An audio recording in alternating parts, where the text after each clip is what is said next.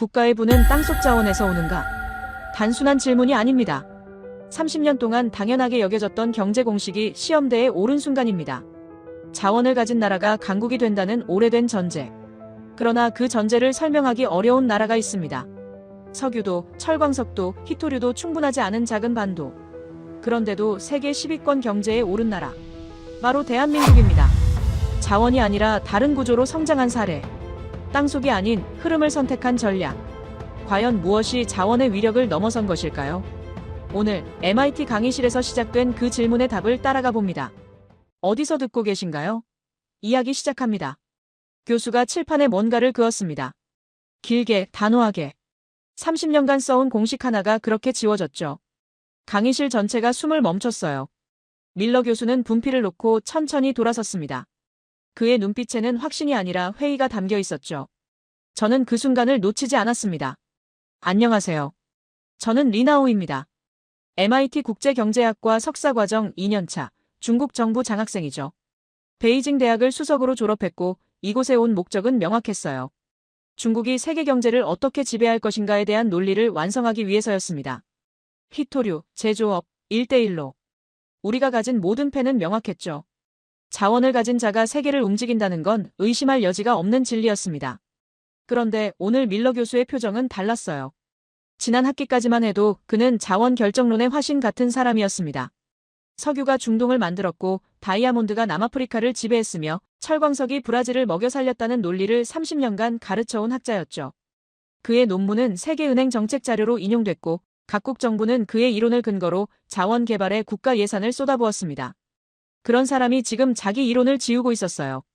교수는 천천히 입을 열었습니다. 저는 틀렸을지도 모른다고 그가 말했어요.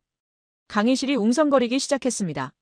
제 옆자리의 이반은 러시아에서 온 친구인데 천연가스 파이프라인으로 유럽을 쥐락펴락하는 자국의 힘을 늘 자랑하던 녀석이었죠.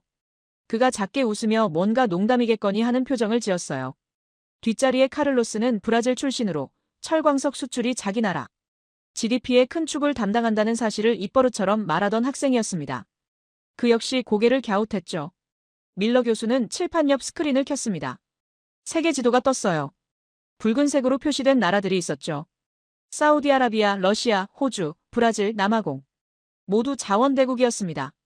교수는 그 나라들을 하나씩 가리키며 말했어요. 이 나라들은 제 이론대로 성장했다고, 자원이 부를 만들었다고 말이죠. 저는 고개를 끄덕였습니다.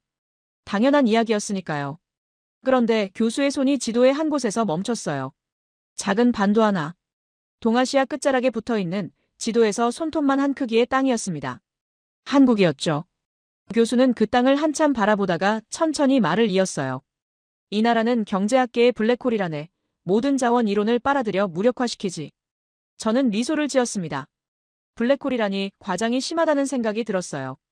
한국은 분명 빠르게 성장한 나라였지만 그건 어디까지나 운과 시기가 맞아떨어진 결과라고 생각했습니다. 미국의 원조, 일본의 기술 이전, 냉전 시대의 특수. 그런 요소들이 복합적으로 작용한 거였죠. 중국처럼 광활한 땅과 14억 인구, 그리고 세계 희토류의 90%를 장악한 나라와는 비교할 수 없는 수준이었어요. 교수는 화면을 넘겼습니다. 한국의 자원 보유 현황 그래프가 떴어요. 석유 매장량 제로, 천연가스 제로, 철광석 미미, 구리 미미, 희토류 전무. 모든 항목에 빨간 X 표시가 그려져 있었습니다. 교수는 그 화면을 가리키며 말했죠. 이 나라는 땅속에 아무것도 없다고, 그런데 1인당 GDP가 3만 달러를 넘었다고 말이에요. 강의실이 조용해졌습니다. 독일에서 온 아냐가 팔짱을 끼고 화면을 응시했어요. 그녀는 제조업 강국 출신답게 기술과 시스템에 대한 자부심이 강한 학생이었습니다. 그녀조차 약간 놀란 표정이었죠. 저는 여전히 미소를 지었어요. 그래서 뭐가 문제냐는 듯이 말이죠. 교수는 다음 슬라이드를 넘겼습니다. 1인당 GDP 성장 곡선이었어요. 1960년부터 2020년까지의 데이터였죠. 한국에서는 거의 수직에 가까웠습니다. 1960년 79달러에서 2020년 3만 달러 이상으로 치솟은 그래프였어요. 같은 기간 사우디는 석유로, 호주는 철광석으로, 브라질은 원자재로 성장했지만 그 곡선은 한국보다 완만했습니다. 저는 속으로 생각했어요. 그건 초기값이 낮아서 그런 거라고, 성장률만 보면 그렇게 보이는 거라고 말이죠. 실제 경제 규모로 따지면 중국이 압도적이었습니다. 우리는 세계 2위 경제대국이었고 제조업 생산량은 미국을 넘어섰어요. 한국 같은 작은 나라와 비교하는 것 자체가 우스웠죠. 밀러 교수는 칠판 앞으로 걸어갔습니다. 그는 분필을 들고 큰 글씨로 뭔가를 적기 시작했어요. 자원, 부, 국력. 세 단어를 세로로 나란히 썼죠. 그리고 그 사이에 등호를 그었습니다. 자원은 부, 부는 국력. 30년간 제가 가르쳐온 공식이라고 그가 말했어요. 그런데 이 공식으로는 한국을 설명할 수 없다고 덧붙였습니다. 저는 손을 들 뻔했습니다. 설명할 수 있다고 한국은 예외적 케이스일 뿐이라고 말하고 싶었어요. 하지만 참았습니다. 교수가 뭘 더 보여줄지 궁금했으니까요. 사실 저는 이미 답을 알고 있었습니다. 한국은 미국의 동맹국이었고 냉전의 최전선에서 막대한 군사경제 원조를 받았죠. 그게 전부였어요. 교수는 다시 화면을 넘겼습니다. 이번엔 수출 품목 비교였어요. 사우디는 석유, 호주는 철광석과 석탄, 러시아는 천연가스. 반면 한국은 반도체, 자동차, 선박, 디스플레이, 배터리였습니다. 교수는 한국 항목을 가리키며 말했죠. 이 나라는 땅속에서 파낸 게 하나도 없는데 세계 6위 수출국이라고. 저는 내심 코웃음을 쳤어요. 그래서요?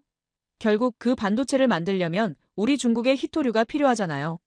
한국이 아무리 기술이 좋아도 원자재가 없으면 공장은 멈춥니다. 그건 명백한 사실이었죠. 저는 강의실 한쪽 구석에 앉아있는 박준서를 힐끗 쳐다봤습니다. 한국에서 온 유학생이었어요. 조용하고 말수 적은 친구였지만 한국 산업에 대한 자부심은 남달랐죠. 밀러 교수는 마지막 슬라이드를 띄웠습니다. 큰 물음표 하나가 화면을 가득 채웠어요. 그 아래 문장이 하나 적혀 있었습니다. 자원 없이 부자가 된 나라를 어떻게 설명할 것인가? 교수는 강의실을 천천히 둘러봤습니다. 그의 시선이 학생들 하나하나를 스쳤어요. 이반, 카를로스, 아냐, 그리고 저. 마지막으로 박준서에게 시선이 머물렀죠. 교수는 말했습니다. 오늘 우리는 이 질문에 답해볼 거라고, 제 이론이 맞는지 틀린지 함께 검증해보겠다고 말이에요. 저는 가슴속에서 뭔가 꿈틀거리는 걸 느꼈습니다. 흥분이었어요. 드디어 제 논리를 펼칠 기회가 왔다는 생각이 들었죠. 한국이 아무리 성장했어도 결국 자원 없이는 한계가 있다는 걸 증명할 수 있을 것 같았습니다. 저는 노트를 펼치고 펜을 꺼냈어요. 밀러 교수의 블랙홀 이론을 산산이 부숴버릴 준비를 했습니다. 저는 손이 저절로 올라갔어요. 교수는 제 쪽을 보며 고개를 끄덕였죠. 자리에서 일어서는 순간 심장이 빠르게 뛰었습니다. 이 황당한 블랙홀 이론을 바로잡을 시간이었죠. 저는 천천히 말문을 열었어요. 교수님의 말씀에 이의를 제기하고 싶습니다. 한국이 블랙홀이라는 표현은 지나친 과장이라고 생각해요. 강의실이 조용해졌습니다. 모든 학생들의 시선이 제게 쏠렸죠. 저는 숨을 깊이 들이마셨어요. 한국의 성장은 분명 인상적입니다. 라고 그 점을 인정했어요. 하지만 그건 자원 이론을 무력화시키는 게 아니라 오히려 자원 이론의 중요성을 증명하는 사례라고 봅니다. 왜냐하면 한국은 자원이 없기 때문에 자원 보유국에 영원히 종속될 수밖에 없거든요. 제 말이 끝나자 강의실에서 작은 소란이 일었습니다. 몇몇 학생들이 고개를 끄덕였어요. 밀러 교수는 팔짱을 끼고 저를 바라봤습니다. 계속 말해보게, 그가 말했죠. 저는 자신감이 생겼어요. 준비해온 논리를 펼칠 시간이었습니다. 한국의 주력 산업인 반도체를 예로 들어보겠습니다. 저는 또박또박 말했어요. 반도체 제조에는 히토류가 필수적입니다. 네오디뮴, 유로듐, 터뷴, 이트륨 같은 원소들 없이는 첨단 칩을 만들 수 없죠. 그런데 전 세계 히토류 생산량의 90%를 중국이 장악하고 있습니다. 제 목소리에 힘이 실렸어요. 이건 단순한 통계가 아니라 현실이었습니다. 내몽골의 바이위너보 광산, 스촨성의 히토류 재련소, 장시성의 가공 공장들. 중국은 채굴부터 정제까지 전 과정을 통제하고 있었어요. 이게 바로 자원의 힘이었죠. 저는 강의실을 천천히 둘러봤습니다. 학생들이 제 말에 집중하고 있었어요. 한국이 아무리 뛰어난 기술을 가지고 있어도 원자재 공급이 끊기면 공장은 멈춥니다. 이건 협상력의 문제예요. 저는 손가락으로 탁자를 톡톡 두드렸습니다. 자원을 가진 쪽이 항상 우위에 설 수밖에 없어요. 제 시선이 강의실 한쪽에 앉아있는 박준서에게 향했습니다. 그는 조용히 앉아서 저를 바라보고 있었어요. 표정은 차분했지만 눈빛에는 뭔가 다른 감정이 어려 있었습니다. 저는 계속 말을 이었습니다. 한국의 삼성이나 SK하이닉스 같은 회사들이 세계 최고 수준의 반도체를 만드는 건 맞죠. 하지만 그 공장을 돌리려면 우리 중국에서 공급하는 히토류가 필요하지 않나요? 만약 중국이 히토류 수출을 중단한다면 어떻게 되겠습니까? 강의실이 더욱 조용해졌습니다. 제 질문은 가설이 아니라 실제로 일어날 수 있는 시나리오였어요. 2010년 중국과 일본 사이에 센카쿠 열도 분쟁이 있었을 때 중국은 실제로 일본에 대한 히토류 수출을 제한했었죠. 일본의 첨단 산업이 큰 타격을 받았습니다. 이게 바로 자원 통제력의 위력이었어요. 박준서는 입을 열려다가 다시 닫았습니다. 저는 그의 침묵을 확인의 신호로 받아들였어요. 제 논리가 맞다는 증거였죠. 저는 다시 교수를 향해 몸을 돌렸습니다. 교수님, 한국은 자원 부족이라는 근본적 약점을 극복하지 못했습니다. 기술은 배울 수 있고, 자본은 빌릴 수 있고, 인재는 키울 수 있어요. 하지만 땅속에 묻혀있는 자원은 만들어낼 수 없죠. 제 목소리에는 확신이 가득했습니다. 한국이 지금까지 성장할 수 있었던 건 중국을 비롯한 자원 보유국들이 원자재를 안정적으로 공급해줬기 때문입니다. 만약 그 공급이 불안정해진다면 한국 경제는 즉각 위기에 빠질 거예요. 이게 바로 자원의 중요성 아닙니까? 밀러 교수는 여전히 저를 바라보고 있었어요. 그의 표정에서 뭔가를 읽으려 했지만 쉽지 않았습니다. 저는 마지막 한 방을 날리기로 했어요. 실제로 최근 몇 년간 히토류 가격이 급등했을 때 한국의 반도체 업체들이 얼마나 애를 먹었는지 아십니까? 원자재 비용 상승이 바로 수익성 악화로 이어졌죠. 제 손가락이 다시 박준서를 가리켰습니다. 준서, 너희 나라는 우리 중국에 히토류 없으면 반도체 공장 문 닫아야 하지 않나? 저는 직접적으로 물었어요. 제 질문은 도발이었습니다. 하지만 동시에 팩트이기도 했죠. 한국은 히토류를 100% 수입에 의존하고 있었어요. 박준서는 여전히 침묵했습니다. 저는 그 침묵이 불편했는지 자리에서 약간 몸을 움직였어요. 하지만 그의 눈빛은 흔들리지 않았습니다. 오히려 뭔가 단단한 게 느껴졌죠. 저는 잠시 당황했지만 곧 다시 논리를 이어갔습니다. 이건 비단 히토류만의 문제가 아닙니다. 저는 목소리를 높였어요. 석유, 천연가스, 철광석, 구리, 니켈. 한국이 필요로 하는 거의 모든 원자재가 수입입니다. 에너지 자급률은 겨우 2% 수준이죠. 이런 나라가 어떻게 자원 이론을 무력화시킨다고 말할 수 있습니까? 저는 가슴이 뛰는 걸 느꼈습니다. 흥분이었어요. 제 논리는 완벽했습니다. 데이터도 명확했고 사례도 구체적이었죠. 한국은 자원 이론의 발레가 아니라 오히려 자원 이론의 중요성을 증명하는 사례였어요. 자원이 없기 때문에 영원히 자원 보유국에 의존할 수밖에 없다는 걸 보여주는 나라였죠. 강의실의 분위기가 바뀌는 게 느껴졌습니다. 몇몇 학생들이 고개를 끄덕이고 있었어요. 이반은 작게 미소를 지었고 카를로스는 팔짱을 낀 채 만족스러운 표정을 지었습니다. 자원 강국 출신 학생들은 제 말에 동조하고 있었어요. 저는 승리의 순간을 맛보고 있었습니다. 밀러 교수는 천천히 고개를 끄덕였어요. 좋은 지적이네, 그가 말했습니다. 자원 의존도는 분명 중요한 변수지. 하지만 교수의 목소리에는 뭔가 더 있었어요. 제가 놓치고 있는 게 있다는 듯한 뉘앙스였죠. 저는 잠시 불안해졌지만 곧 그 감정을 떨쳐냈습니다. 제 논리는 완벽했으니까요. 저는 자리에 앉았습니다. 노트에 방금 한 말들을 정리하기 시작했어요. 히토류 통제력, 원자재 의존도, 에너지 자급률. 모두 제 주장을 뒷받침하는 핵심 키워드들이었습니다. 저는 펜을 놓고 교수를 바라봤어요. 이제 교수가 뭐라고 반박할지 궁금했습니다. 하지만 제 가슴 한편에는 미묘한 긴장감이 남아있었어요. 박준서의 침묵이 계속 신경 쓰였습니다. 왜 그는 아무 말도 하지 않았을까요? 제 질문에 답할 수 없어서였을까요? 아니면 답할 필요가 없다고 생각했던 걸까요? 저는 그 차이를 구분할 수 없었습니다. 제가 자리에 앉자마자 다른 손들이 올라가기 시작했습니다. 저는 그 광경을 보며 미소를 지었어요. 제 논리가 물꼬를 튼 거였죠. 이반이 가장 먼저 일어섰습니다. 그의 덩치 큰 체구가 강의실 한쪽을 차지했어요. 러시아 특유의 억센 억양이 섞인 영어가 울려 퍼졌습니다. 리나우의 말이 정확합니다. 이반이 말했어요. 그의 목소리에는 자신감이 넘쳤습니다. 러시아는 세계 최대 천연가스 수출국입니다. 유럽 전체가 우리의 파이프라인에 의존하고 있죠. 겨울만 되면 유럽 각국 정상들이 모스크바에 전화를 걸어옵니다. 가스 공급을 계속해달라고 사정하면서요. 저는 고개를 끄덕였습니다. 이반의 말은 과장이 아니었어요. 노르드 스트림 파이프라인은 유럽의 생명줄이었죠. 독일, 프랑스, 이탈리아. 이 나라들의 난방과 발전은 러시아 가스에 달려 있었습니다. 2006년과 2009년 우크라이나 가스 분쟁 때 러시아가 밸브를 잠그자 유럽 전체가 얼어붙었었죠. 이반은 계속 말을 이었습니다. 우리는 파이프라인을 통제합니다. 공급을 늘릴 수도 줄일 수도 있죠. 가격도 우리가 정합니다. 그의 손이 공중에서 밸브를 돌리는 신용을 했어요. 이게 바로 자원의 힘입니다. 기술은 배울 수 있지만 시베리아 땅속 천연가스는 배울 수 없죠. 강의실에서 웃음이 터져 나왔습니다. 저도 함께 웃었어요. 입안의 표현은 직설적이었지만 핵심을 찌르고 있었습니다.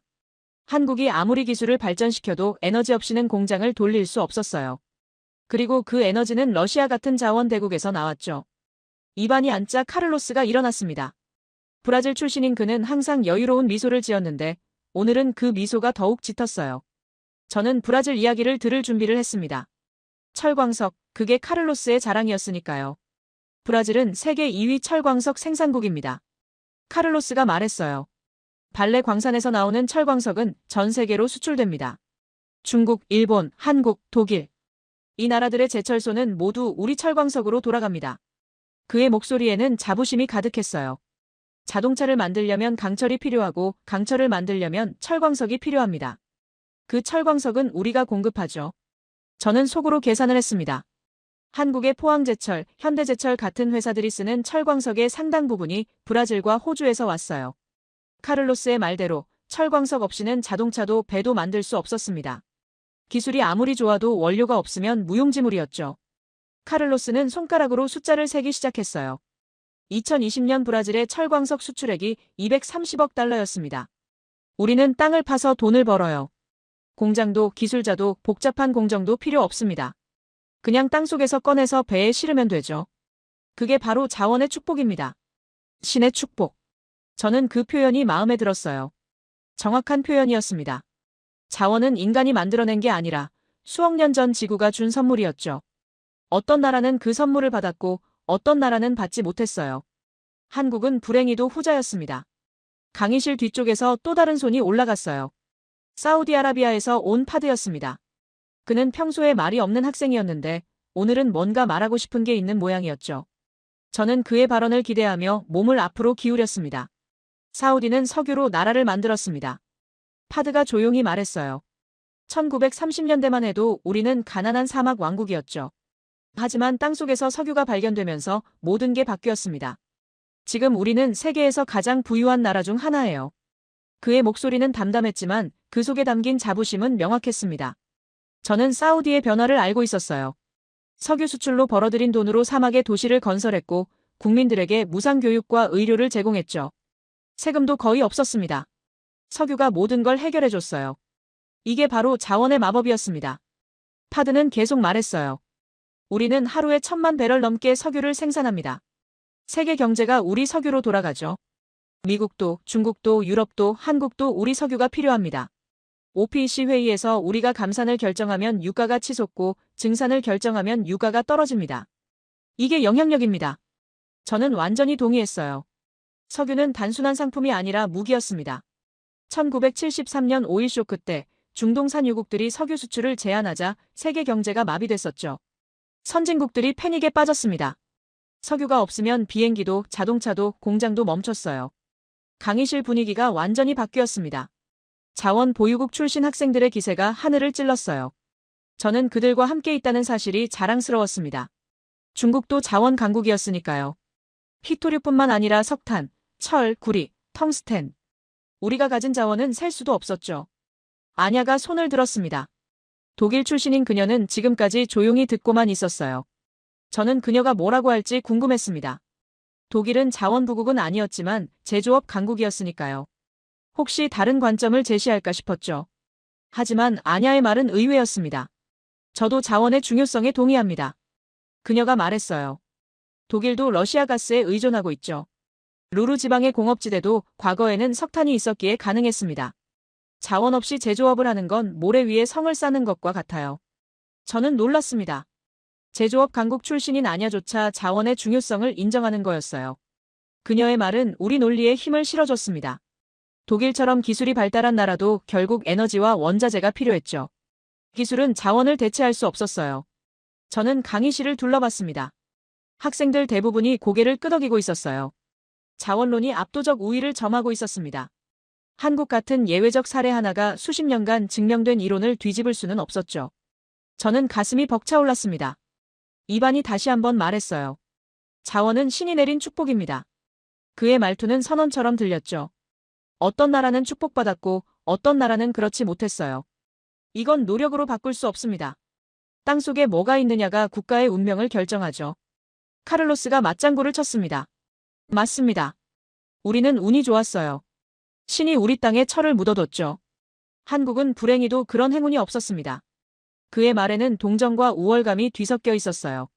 저는 그 감정을 이해했습니다. 자원을 가진 자와 갖지 못한 자의 차이였죠. 저는 다시 박준서를 쳐다봤습니다. 그는 여전히 조용히 앉아 있었어요. 표정은 담담했지만 저는 그 속에 숨겨진 무언가를 느꼈습니다. 분노일까요? 아니면 체념일까요? 알 수 없었어요. 하지만 그가 반박하지 못한다는 건 명확했습니다. 우리의 논리가 너무 강력했으니까요. 밀러 교수는 칠판 앞에 서서 우리의 토론을 지켜보고 있었습니다. 그의 얼굴에는 복잡한 표정이 어려 있었어요. 뭔가 말하고 싶은 듯 했지만 아직은 우리에게 시간을 주고 있었죠. 저는 교수가 결국 우리 논리를 인정할 거라고 생각했습니다. 강의실은 이제 자원론 지지자들의 무대가 되어 있었어요. 저희는 각자의 나라가 가진 자원을 자랑했고 그 자원이 가져다준 부와 영향력을 이야기했습니다. 석유, 가스, 철광석, 희토류. 이 단어들이 강의실을 채웠죠. 저는 펜을 들고 노트에 적었습니다. 자원은 곧 힘이다. 자원은 협상력이다. 자원은 축복이다. 제 글씨는 힘차고 자신감 넘쳤어요. 오늘 토론은 제가 예상했던 대로 흘러가고 있었습니다. 한국이라는 작은 예외 하나가 거대한 진리를 무너뜨릴 수는 없었어요. 저는 만족스러운 미소를 지으며 몸을 뒤로 기댔습니다. 승리의 순간이 가까워지고 있었어요. 밀러 교수가 움직였습니다. 천천히 하지만 단호하게요. 저는 그 움직임을 포착했어요. 교수는 칠판 앞으로 걸어가서 분필을 집어들었습니다. 강의실이 조용해졌죠. 저는 몸을 앞으로 기울였어요. 이제 교수가 우리 논리를 인정할 차례였습니다. 흥미로운 토론이었네. 교수가 말했어요. 자원이 국력을 만든다는 주장, 논리적으로 들리지. 하지만 그의 목소리에는 뭔가 다른 게 있었습니다. 반전의 기미였죠. 저는 긴장했어요. 교수는 칠판에 큰 글씨로 한 단어를 적었습니다. 네덜란드. 저는 눈살을 찌푸렸습니다. 네덜란드요? 왜 갑자기 네덜란드가 나오는 거죠? 그 나라는 자원 대국도 아니었어요. 제 머릿속이 복잡해지기 시작했습니다. 교수는 분필을 내려놓고 우리를 둘러봤어요. 자네들은 네덜란드 병이라는 걸 아나? 강의실에 침묵이 흘렀습니다. 저는 그 용어를 어디선가 들은 것 같았지만 정확히 뭔지는 몰랐어요. 이반도 카를로스도 고개를 갸웃했습니다. 교수는 천천히 설명하기 시작했어요. 1959년 네덜란드 북해에서 천연가스가 발견됐네. 엄청난 양이었지. 유럽 최대 규모였어. 저는 귀를 기울였습니다. 천연가스 발견이라니 축복 아닌가요? 이반이 방금 말했던 것처럼 가스는 돈이었습니다. 유럽 전체에 팔 수 있는 자원이었죠. 네덜란드는 분명 부자가 됐을 거예요. 제 예상은 맞는 것 같았어요. 교수는 계속 말했습니다. 네덜란드는 순식간에 부자가 됐지. 가스 수출로 막대한 돈이 들어왔어. GDP가 치솟았고 정부 예산은 넘쳐났네. 그런데 문제가 생겼어. 저는 몸을 더욱 앞으로 기울였어요. 무슨 문제요? 돈이 넘쳐나는데 무슨 문제가 있었다는 거죠? 제조업이 무너지기 시작했지. 교수의 목소리가 낮아졌어요. 가스 수출로 돈을 벌 수 있는데 누가 공장에서 힘들게 일하겠나? 투자도 제조업에서 자원산업으로 쏠렸어. 인재들도 가스 회사로 몰려갔고. 결국 네덜란드의 전통적인 산업 기반이 붕괴됐네. 저는 당황했습니다. 그게 문제인가요? 자원으로 돈을 버는데 굳이 제조업을 할 필요가 있나요? 오히려 효율적인 거 아닌가요? 저는 교수의 논리를 이해할 수 없었어요. 하지만 교수는 멈추지 않았습니다. 화면에 그래프가 떴어요. 네덜란드의 제조업 고용률 변화였습니다. 1960년대부터 가파르게 하락하는 선이 그려져 있었죠. 교수는 그 선을 가리켰어요. 이걸 경제학에서는 네덜란드 병이라고 부르네. 자원 발견이 오히려 경제를 병들게 만드는 현상이지. 제 머릿속이 혼란스러워졌습니다. 자원이 경제를 병들게 만든다고요? 그건 말이 안 됐어요. 자원은 축복이었습니다. 방금 전까지 우리 모두가 그렇게 말했잖아요. 저는 펜을 쥔 손에 힘이 들어갔어요. 교수는 다른 나라 이름을 적었습니다. 베네수엘라. 저는 그 이름을 보자마자 불길한 예감이 들었어요. 베네수엘라는 최근 몇 년간 경제 붕괴로 악명 높은 나라였습니다. 하지만 그 나라도 석유가 있지 않았나요? 세계 최대 매장량이었던 걸로 아는데요. 베네수엘라는 세계에서 가장 많은 석유를 가진 나라였네. 교수가 말했어요. 사우디보다 많았지. 3천억 배럴이 넘는 확인 매장량이었어. 파드가 자리에서 몸을 움직였습니다. 저도 긴장했죠. 그렇게 많은 석유를 가졌다면 베네수엘라는 엄청난 부자여야 했어요. 그런데 지금 베네수엘라의 1인당 GDP는 얼마인지 아나? 교수가 물었어요. 강의실이 조용했습니다. 교수는 숫자를 말했어요. 2021년 기준 1,500달러.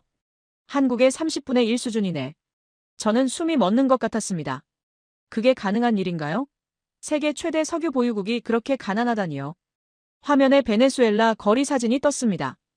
긴 줄을 서서 빵을 받으려는 사람들이었어요. 하이퍼 인플레이션으로 돈이 휴지 조각이 된 모습이었죠. 교수는 차분히 설명했습니다. 석유가 발견되면서 베네수엘라는 다른 산업을 키우지 않았네. 땅만 파면 돈이 나오는데 누가 기술을 개발하겠나? 누가 공장을 짓겠나? 저는 가슴이 답답해졌어요. 교수의 말은 계속 이어졌습니다. 정부는 석유 수출로 벌어들인 돈을 국민에게 뿌렸어. 보조금, 복지, 공짜 서비스. 아무도 일하지 않아도 먹고 살 수 있었지. 그런데 유가가 폭락하자 어떻게 됐나? 모든 게 무너졌네. 이반이 손을 들었어요. 하지만 교수님, 그건 베네수엘라 정부가 잘못한 거 아닙니까? 자원 자체의 문제는 아니죠. 그의 목소리에는 방어적인 톤이 섞여 있었습니다. 저도 같은 생각이었어요. 그래요, 정부가 바보였던 거예요. 러시아나 사우디는 다르잖아요. 밀러 교수는 고개를 저었습니다. 자원의 저주는 정치적 문제만이 아니네. 이건 인간 본성의 문제지. 그는 칠판에 또 다른 단어를 적었어요. 마약. 저는 그 단어를 보고 충격을 받았습니다.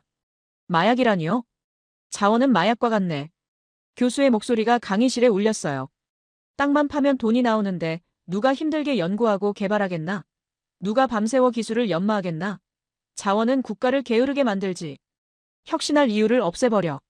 저는 반박하고 싶었어요. 하지만 입이 떨어지지 않았습니다. 교수의 논리가 제 머릿속에서 맴돌았죠. 중국도. 우리도 자원에 의존하고 있는 건 아닐까? 아니에요. 우리는 다릅니다. 중국은 제조업도 키웠어요. 저는 스스로를 다독였습니다.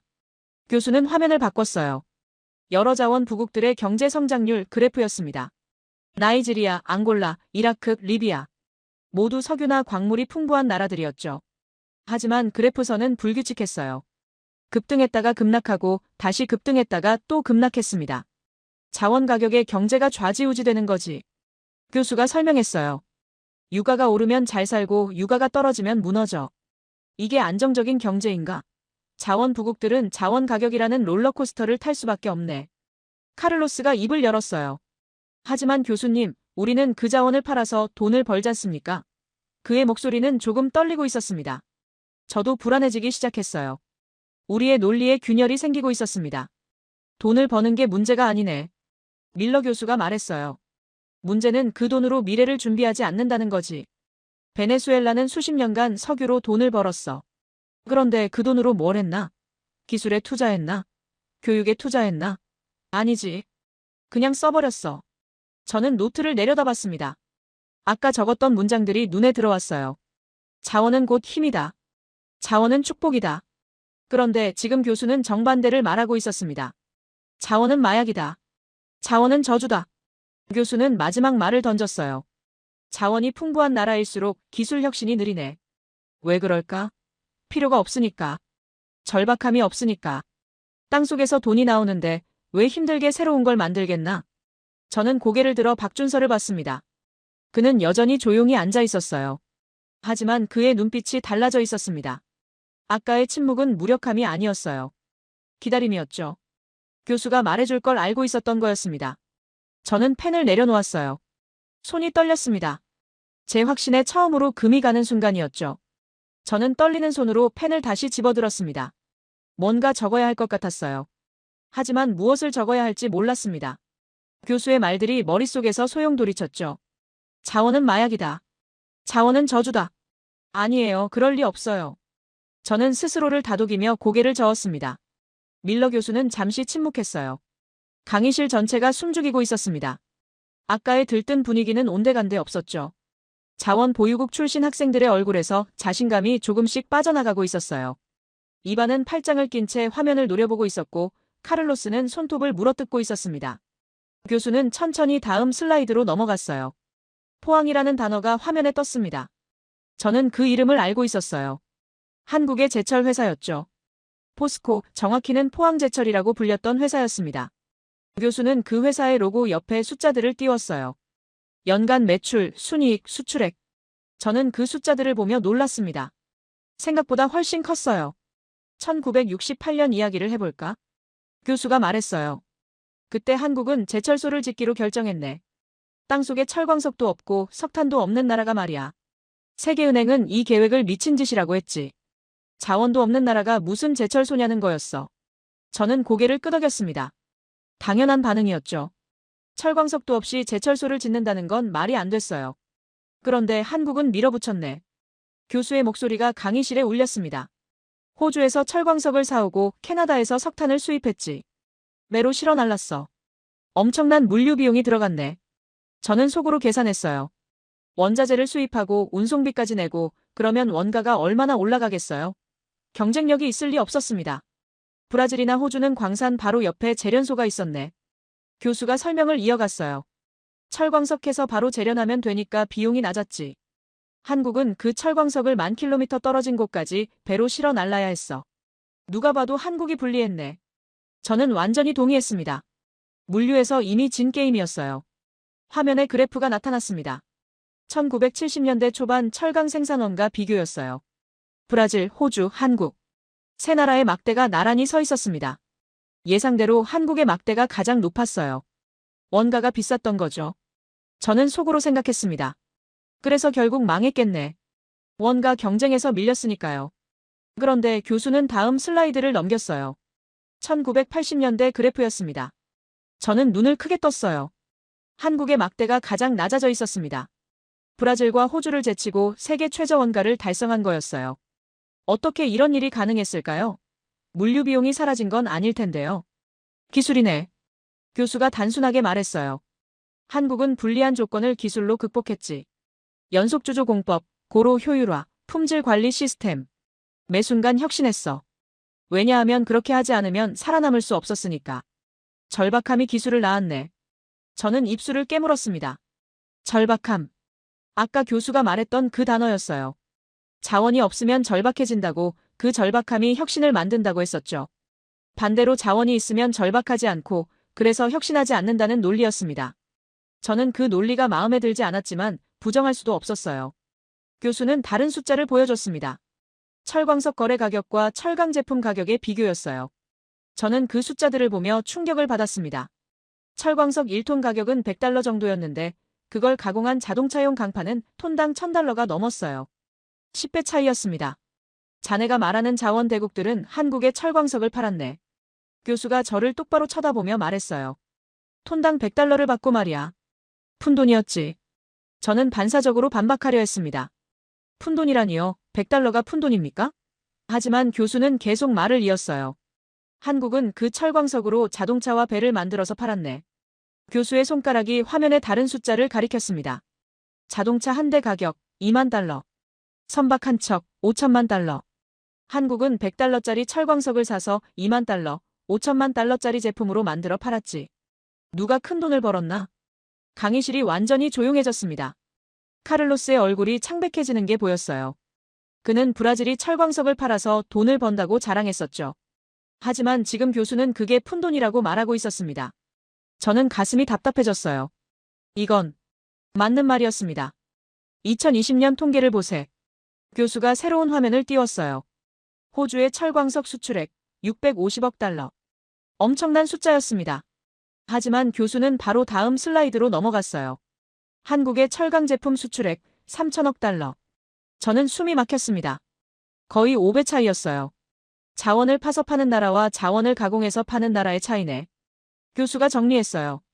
전자는 땅속에 돌을 팔고 후자는 기술과 부가가치를 판단해. 어느 쪽이 더 많이 벌까? 저는 대답할 수 없었습니다. 답은 명백했으니까요. 교수는 더 잔인한 데이터를 보여줬어요. 고용 창출 효과였습니다. 철광석 채굴 산업은 기계화되어 있어서 직접 고용이 적었어요. 반면 자동차 산업, 조선 산업은 수십만 명을 고용했습니다. 연구원, 엔지니어, 숙련공, 협력업체 직원들. 생태계 전체가 달랐죠. 자원산업은 고용이 적네. 교수가 말했어요. 광산 하나에 몇백 명 일할까?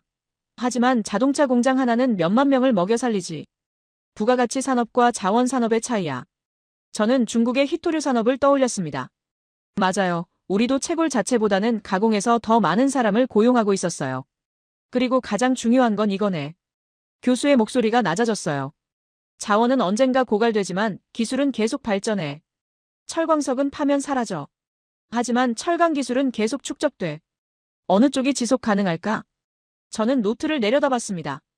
아까 제가 자랑스럽게 적었던 문장들이 눈에 들어왔어요. 히토류 통제력, 자원 패권. 지금 보니 그게 전부가 아니었습니다. 아니, 어쩌면 본질이 아니었을지도 몰라요. 저는 혼란스러웠습니다. 화면에 마지막 슬라이드가 떴어요. 한국 부산항의 야경이었습니다. 수백 척의 배들이 정박해 있고 거대한 컨테이너 크레인들이 밤하늘을 찌르고 있었어요. 그 옆에 숫자가 적혀 있었습니다. 연간 처리 물동량 2천만 TEU. 세계 6위 항구였습니다. 이 배들은 뭘 싣고 나갈까? 교수가 물었어요. 철광석? 석유? 아니지. 반도체, 자동차, 선박, 디스플레이, 배터리. 모두 기술 집약적 제품들이네. 한국은 자원을 수입해서 기술을 수출하는 나라야. 저는 그 말을 곱씹었습니다. 자원을 수입해서 기술을 수출한다. 교수는 칠판 앞으로 다시 걸어갔어요. 그리고 아까 적었던 등식을 가리켰습니다. 자원은 부는 국력. 교수는 분필로 그 등식에 큰 물음표를 그렸어요. 정말 그럴까? 아니면 이렇게 써야 하는 건 아닐까? 교수는 새로운 등식을 적었습니다. 기술은 부가가치, 부가가치는 국력. 저는 그 등식을 바라봤어요. 제 머릿속에서 뭔가가 무너지고 있었습니다. 30분 전만 해도 확신에 차 있었던 제 논리가 흔들리고 있었죠. 자원이 전부가 아닐 수도 있다는 생각이 스며들고 있었어요. 저는 주먹을 꽉 쥐었습니다. 아직 끝난 게 아니에요. 분명 반론할 수 있을 거예요. 저는 다시 손을 들 준비를 했습니다. 저는 손을 번쩍 들었습니다. 참을 수 없었어요. 교수가 제 쪽을 보며 고개를 끄덕이자 저는 자리에서 벌떡 일어났습니다. 가슴속에서 뜨거운 무언가가 끓어오르고 있었어요. 분노였을까요? 아니면 불안이었을까요? 저도 잘 몰랐습니다. 다만 한 가지는 확실했어요. 이대로 물러설 수는 없다는 거였죠. 교수님 말씀은 이해합니다. 저는 최대한 침착한 목소리를 유지하려 애썼어요. 하지만 제 목소리는 이미 떨리고 있었습니다. 한국이 기술로 성공한 건 인정해요. 그런데 그건 결국 운이 좋았던 거 아닙니까? 제 말이 끝나자마자 강의실에서 웅성거림이 일었습니다. 저는 그 반응에 힘을 얻어 계속 말을 이었어요. 한국은 냉전 시대의 미국의 전략적 요충지였잖아요. 저는 손가락으로 하나씩 짚어가며 말했습니다. 막대한 원조를 받았고 베트남 전쟁 특수를 누렸고 일본의 기술 이전도 받았어요. 이런 행운이 겹쳤기 때문에 가능했던 거죠. 만약 다른 조건이었다면 한국도 실패했을 겁니다. 밀러 교수는 저를 조용히 바라봤습니다. 그의 눈빛에서 뭔가를 읽으려 했지만 쉽지 않았어요. 저는 더욱 목소리를 높였습니다. 같은 시기에 독립한 나라들을 보세요. 아프리카, 남미, 동남아시아. 대부분 실패했잖아요. 한국만 성공한 건 특별한 행운 때문이에요. 그게 아니라면 다른 나라들도 성공했어야죠. 제 논리는 명쾌했습니다. 아니, 적어도 저는 그렇게 생각했어요. 한국의 성공은 재현 불가능한 예외적 케이스였고, 그건 자원 이론의 중요성을 무력화시키는 게 아니라 오히려 특수한 상황의 산물일 뿐이라는 거였죠. 저는 자신만만하게 교수를 쳐다봤습니다. 운이라고 했나?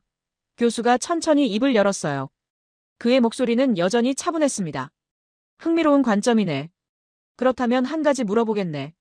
만약 정말 운이었다면 왜 같은 원조를 받은 다른 나라들에선 한국 같은 기적이 단 한 번도 일어나지 않았을까? 저는 입을 다물었습니다. 교수는 화면을 조작하기 시작했어요. 새로운 슬라이드가 나타났습니다. 1945년부터 1990년까지 미국이 제공한 해외 원조 목록이었어요. 저는 그 리스트를 보며 숨이 막혔습니다. 한국만 원조를 받은 게 아니었어요. 수십 개 나라가 나열되어 있었습니다. 필리핀을 보게. 교수가 첫 번째 국가를 가리켰어요. 1946년부터 1990년까지 미국으로부터 받은 원조액 총 120억 달러. 한국이 받은 60억 달러의 2배네. 그런데 필리핀의 1인당 GDP는 얼마인가? 2020년 기준 3,000달러. 한국의 10분의 1 수준이지. 저는 그 숫자를 보며 당황했습니다. 필리핀이 한국보다 2배나 많은 원조를 받았다고요? 저는 그 사실을 몰랐어요. 교수는 다음 국가로 넘어갔습니다. 이집트, 파키스탄, 터키, 인도네시아. 모두 막대한 원조를 받은 나라들이었어요. 이집트는 1950년대부터 지금까지 미국으로부터 800억 달러가 넘는 원조를 받았네. 교수의 손가락이 화면의 숫자를 짚었어요. 한국의 10배가 넘어. 군사 원조, 경제 원조, 식량 원조. 온갖 종류의 지원을 받았지. 그런데 지금 이집트 경제는 어떤가? 저는 대답할 수 없었습니다. 이집트는 여전히 개발도상국이었어요. 만성적인 실업, 낮은 소득 수준, 정치적 불안정. 한국과는 완전히 다른 길을 걸었죠. 교수는 멈추지 않고 계속 데이터를 보여줬습니다. 파키스탄, 총 원조액 670억 달러. 인도네시아, 450억 달러. 콜롬비아, 290억 달러. 교수는 하나씩 읽어나갔어요. 이 나라들은 모두 한국보다 많거나 비슷한 규모의 원조를 받았네. 베트남 전쟁 특수도 필리핀, 태국이 함께 누렸어. 일본의 기술 이전도 동남아시아 여러 나라가 받았지. 저는 의자 등받이를 붙잡았습니다. 다리에 힘이 빠지는 것 같았어요. 제가 운이라고 말했던 모든 요소들이 사실은 여러 나라가 공유했던 조건이었던 거예요. 한국만의 특별한 행운이 아니었습니다. 교수는 더 잔인한 데이터를 꺼냈습니다. 세계은행과 IMF가 제공한 개발 차관 목록이었어요. 1960년대부터 1990년대까지 수십 개 나라가 저리 차관을 받았습니다. 한국도 그중 하나였지만 가장 많이 받은 나라는 아니었어요. 브라질, 멕시코, 아르헨티나가 훨씬 더 많은 돈을 빌렸습니다. 그런데 왜 한국만 갚았을까? 교수가 물었어요. 1995년 한국은 세계은행 차관을 모두 상환했네. 빚을 다 갚은 거지. 그리고 오히려 원조를 주는 나라가 됐어. 반면 다른 나라들은 아직도 빚더미에 앉아있지. 저는 아무 말도 할 수 없었습니다. 교수는 화면을 다시 바꿨어요. 이번엔 1960년 시점의 국가별 1인당 GDP 비교였습니다. 한국, 필리핀, 가나, 이집트, 파키스탄. 모두 비슷한 수준이었어요. 79달러부터 150달러 사이였죠. 출발선이 같았네. 교수가 설명했어요. 모두 가난했고 모두 원조를 받았고 모두 기회가 있었지. 그런데 60년 뒤 결과는 완전히 달라졌어. 왜 그랬을까? 운 때문일까?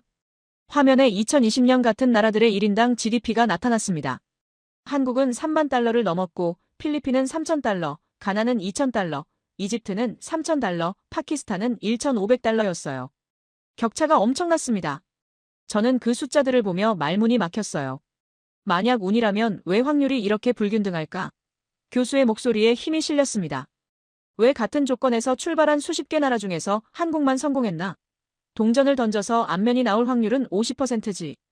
그런데 50개 나라가 동전을 던졌는데 한 나라만 앞면이 나왔다면 그게 정말 운일까? 저는 입술을 깨물었습니다. 교수의 논리는 명쾌했어요. 통계적으로 봤을 때 한국의 성공이 순전히 운이었다면 다른 나라들 중 최소한 몇 개는 비슷한 성과를 냈어야 했습니다. 하지만 그런 나라는 없었어요. 대만과 싱가포르 정도가 비슷한 궤적을 그렸지만 그들도 자원이 없는 나라들이었죠. 교수는 마지막 슬라이드를 띄웠습니다. 한국, 대만, 싱가포르의 공통점이라는 제목이었어요. 3가지 항목이 적혀 있었습니다. 자원 빈국, 교육 투자, 수출 주도 공업화. 저는 그 단어들을 하나씩 읽었어요. 자원이 없다는 게 공통점이었습니다. 자원이 없었기 때문에 절박했네. 교수가 정리했어요. 절박했기 때문에 교육에 투자했고 기술을 개발했고 수출로 살 길을 찾았지. 반면 원조를 받고도 실패한 나라들의 공통점은 뭘까? 그들 대부분은 자원이 있었어. 석유든 광물이든 비옥한 땅이든 뭔가 있었지. 그래서 절박하지 않았어. 저는 천천히 자리에 앉았습니다. 더 이상 서 있을 힘이 없었어요. 제 논리가 완전히 무너졌습니다. 운이라고 말했지만 데이터는 그게 운이 아니라는 걸 명확히 보여주고 있었어요. 같은 조건에서 출발한 수십 개 나라 중에서 왜 하필 자원 없는 나라들이 성공했을까요? 강의실은 정적에 휩싸였습니다. 아무도 말하지 않았어요. 이반도, 카를로스도, 파드도 모두 침묵했습니다. 우리의 자신감은 온데간데 없었죠. 저는 노트를 내려다봤어요. 아까 적었던 문장들이 이제는 낯설게 느껴졌습니다. 히토류 통제력, 자원 패권, 신의 축복. 이 단어들이 정말 본질이었을까요? 저는 고개를 들어 박준서를 봤습니다. 그는 여전히 조용히 앉아 있었어요. 하지만 그의 눈빛이 달라 보였습니다. 아까는 방어적으로 보였는데 지금은 뭐라고 표현해야 할까요? 차분한 자신감 같은 게 느껴졌어요. 마치 이미 알고 있었다는 듯이 말이죠. 저는 고개를 숙인 채 가만히 앉아 있었습니다. 강의실의 정적이 제 어깨를 짓눌렀어요. 숨소리조차 조심스러웠습니다. 펜을 쥔 손은 여전히 떨리고 있었고 노트에 적힌 글자들은 이제 의미를 잃은 것처럼 보였죠. 자원은 힘이다. 자원은 축복이다. 그렇게 확신했던 문장들이 지금은 그저 잉크 자국일 뿐이었어요. 밀러 교수는 잠시 침묵했습니다. 강의실 전체가 숨죽이고 있었어요. 교수는 천천히 물 한 모금을 마시고 화면을 조작하기 시작했습니다. 새로운 슬라이드가 나타났고 저는 반사적으로 고개를 들었어요. 화면에는 낯선 이름이 하나 떠 있었습니다. 요르단. 저는 그 나라에 대해 많이 알지 못했어요. 중동의 작은 왕국이라는 것, 석유가 없다는 것 정도였죠. 교수는 요르단 지도를 띄웠습니다. 사막으로 둘러싸인 내륙 국가였어요. 국토의 대부분이 황량한 모래땅이었고 서쪽 끝에 아주 작은 해안선 하나가 보였습니다. 붉은 선으로 표시된 그 해안선은 지도에서 거의 점처럼 작았어요. 1965년 이야기를 해보겠네. 교수가 말을 시작했어요. 그때 요르단과 사우디아라비아 사이에 영토 협상이 있었지. 요르단은 사우디에게 제안했어. 우리 땅 7,000제곱킬로미터를 주겠다고 말이야. 저는 귀를 기울였습니다. 7,000제곱킬로미터라니 엄청난 땅이었어요. 서울시 면적의 10배가 넘는 크기였죠. 교수는 지도에서 그 지역을 표시했습니다. 요르단 남동쪽의 광활한 사막지대였어요. 모래와 바위뿐인 황무지였지만 면적만큼은 어마어마했습니다. 그런데 요르단이 그 땅을 포기한 이유가 뭐였을까요? 저는 궁금했어요. 대신 요르단이 요구한 게 뭐였는지 아나? 교수가 물었습니다. 강의실은 조용했어요. 교수는 지도의 서쪽 끝을 확대했습니다. 아카바만의 해안선이었어요. 교수는 그 작은 선을 가리키며 말했습니다. 16km. 요르단은 7,000제곱킬로미터 사막 대신 16km 해안선을 선택했네. 저는 계산기를 두드렸습니다. 7,000제곱킬로미터를 16km로 나누면 면적 대비 거의 500배를 포기한 셈이었어요. 미친 거래 아닌가요? 넓은 땅을 버리고 좁은 해안선을 택하다니 저는 이해할 수 없었습니다. 사막이라고 해도 땅은 땅이었어요. 혹시 그 밑에 석유라도 있을지 누가 알겠어요? 하지만 요르단의 선택은 명확했네. 교수가 설명을 이어갔어요. 그들은 땅이 아니라 바다를 원했지. 아니, 정확히는 바다로 나가는 길을 원했어. 그 16km 해안선에 항구를 건설했네. 아카바항이야. 저는 그 이름을 처음 들었습니다. 들어본 적 없는 항구였어요. 화면에 아카바항의 사진이 떴습니다. 거대한 컨테이너 크레인들이 줄지어 서 있었고 수십 척의 화물선들이 정박해 있었어요. 현대적인 항만 시설이었습니다. 교수는 그 사진 옆에 통계를 띄웠어요. 연간 처리 물동량 800만 톤. 요르단 GDP의 25%가 이 항구를 통해 창출된다고 했습니다. 만약 요르단이 사막을 선택했다면 어땠을까? 교수가 반문했어요. 7,000제곱킬로미터 사막에서 뭘 할 수 있었을까? 석유도 없고 물도 없고 식물도 자라지 않는 땅이었지. 하지만 16km 해안선은 세계로 통하는 문이 됐어. 저는 그 말을 곱씹었습니다. 문, 출구, 연결. 교수는 다른 지도를 보여줬어요. 아프리카 대륙이었습니다. 여러 나라가 색깔로 구분되어 있었는데 그중 몇 개 나라가 붉은색으로 표시되어 있었어요.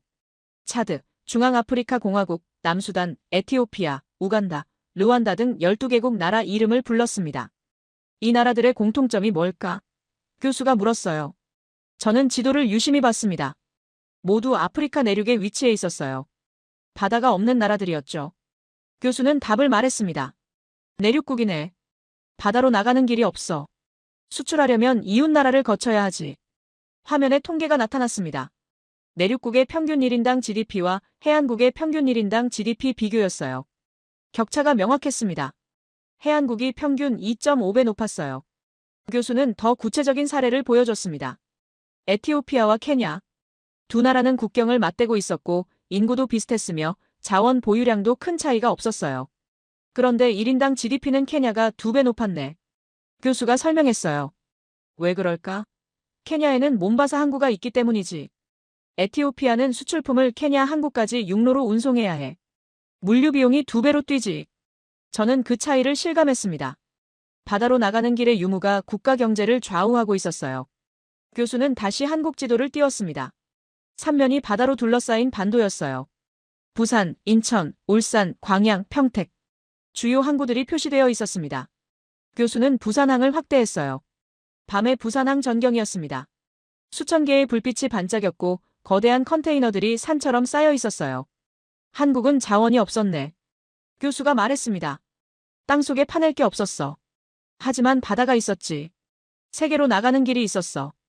그 길을 통해 물건을 팔았고 기술을 수출했고 세계와 연결됐네. 저는 화면을 응시했어요. 그 불빛들이 의미하는 게 뭔지 이제 조금 알 것 같았습니다. 교수는 칠판으로 걸어가서 큰 글씨로 문장을 하나 적었습니다. 자원은 묻혀있지만 길은 흐른다. 저는 그 문장을 소리내지 않고 읽었어요. 자원은 땅속에 고정되어 있지만 길은 세계를 연결한다는 의미였습니다. 교수는 분필을 내려놓고 우리를 돌아봤어요. 석유는 땅속에 있네. 교수가 설명했어요. 판에서 팔 순 있지만 그게 전부야. 석유 자체는 움직이지 않아. 그냥 묻혀 있을 뿐이지. 하지만 항구는 다르네. 항구는 끊임없이 흐르는 거야. 물건이 들어오고 나가고 사람이 오고 가고 기술과 정보가 교류되지. 저는 그 차이를 생각해봤습니다. 중국의 희토류도 땅속에 묻혀 있었어요. 판에서 팔면 그걸로 끝이었죠. 하지만 한국의 항구는 계속 작동하고 있었습니다. 매일 수만 개의 컨테이너가 들어오고 나갔어요. 그 흐름 자체가 가치를 만들어내고 있었죠. 교수는 마지막 슬라이드를 보여줬습니다. 세계 주요 해운 항로 지도였어요. 태평양을 가로지르는 선, 인도양을 지나는 선, 대서양을 오가는 선들이 그물망처럼 얽혀 있었습니다. 교수는 그 선들을 가리키며 말했어요.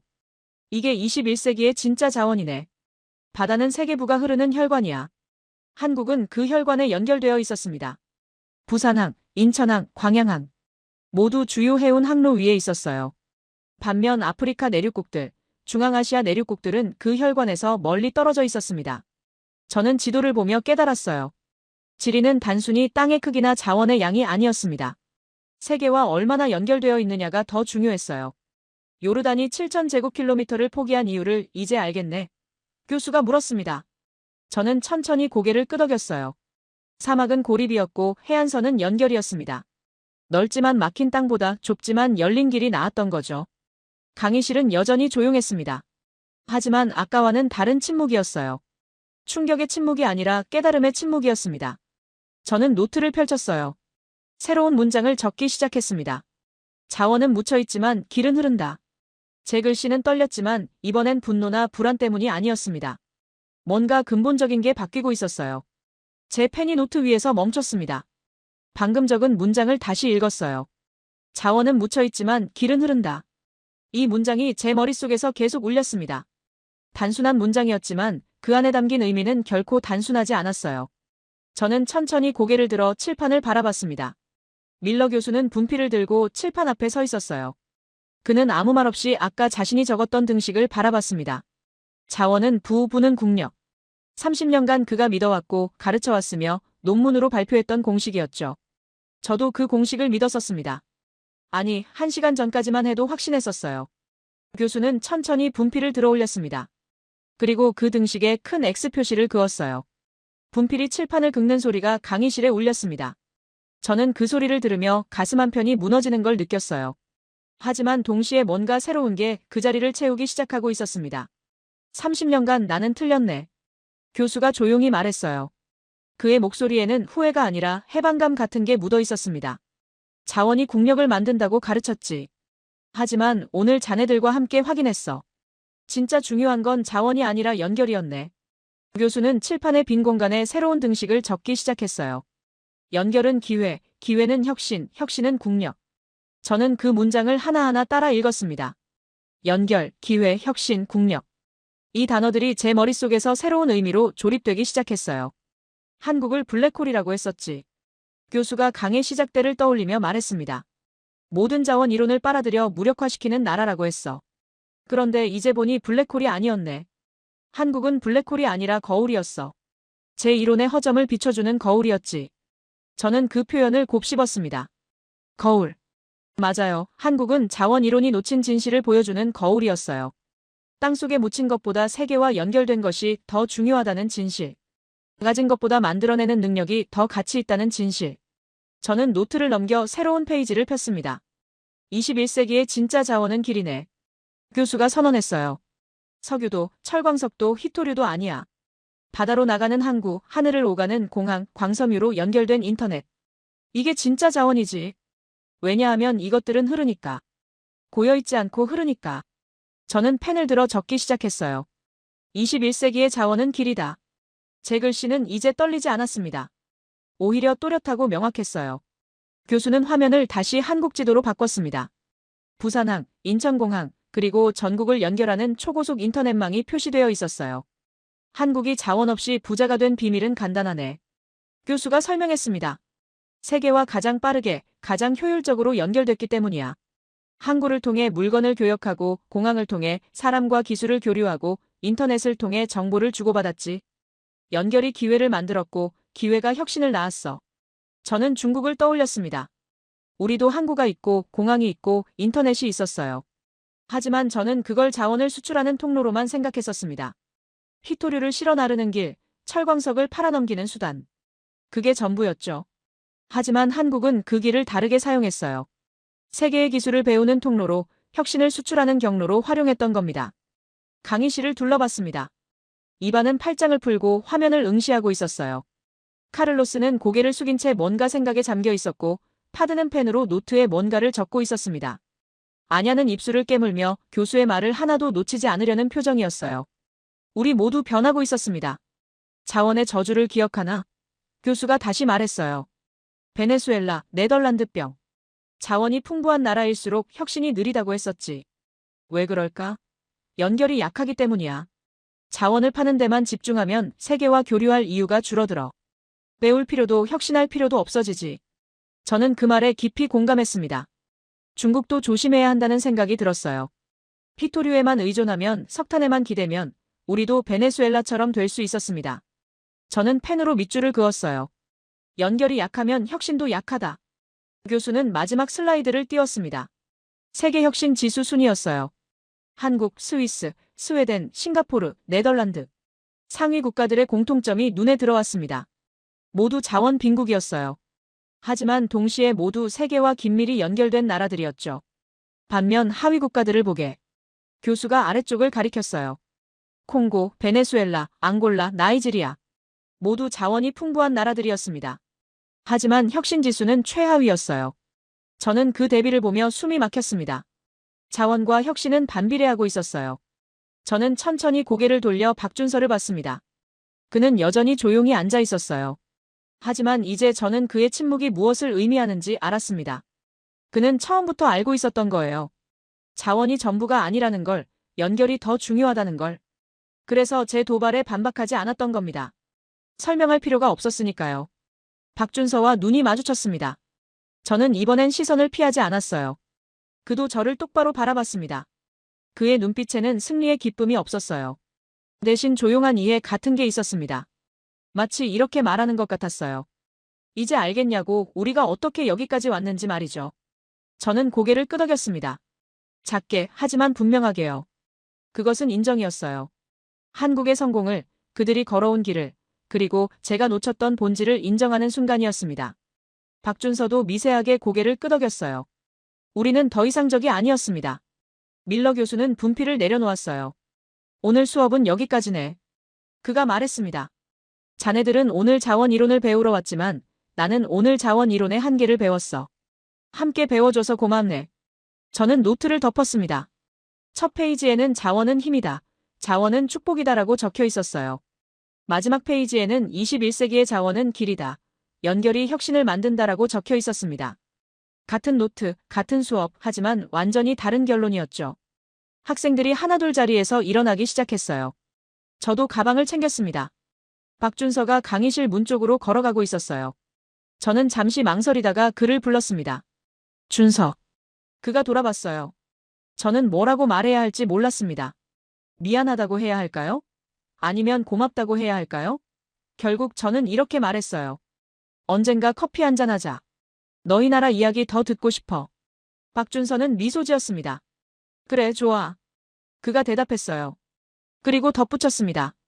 중국 이야기도 듣고 싶어. 너희 나라도 연결을 잘 활용하면 더 강해질 수 있을 거야. 저는 고개를 끄덕이며 미소 지었어요. 강의실을 나서는 제 발걸음은 1시간 전과 달랐습니다. 가벼웠어요. 오만이라는 무거운 짐을 내려놓았으니까요. 그 자리에는 새로운 호기심과 배움에 대한 열망이 자리 잡고 있었습니다. 복도를 걸으며 창밖을 봤어요. MIT 캠퍼스 너머로 보스턴 항구가 보였습니다. 배들이 드나들고 사람들이 오가고 세계가 연결되는 곳이었죠. 저는 그 풍경을 보며 생각했어요. 저 항구도 하나의 길이구나. 세계로 통하는 길. 제 손에는 여전히 노트가 들려 있었습니다. 오늘 배운 것들이 빼곡히 적힌 노트. 저는 그 노트를 가슴에 안았어요. 이건 단순한 수업 노트가 아니었습니다. 제 사고방식이 바뀐 기록이었고, 오만이 무너지고 겸손이 자리 잡은 증거였으며, 한 사람이 성장한 흔적이었어요. 세계는 넓었고 배울 것은 많았으며 진실은 생각보다 복잡했습니다. 하지만 이제 저는 알았어요. 그 복잡함을 받아들이는 게 진짜 배움이라는 걸.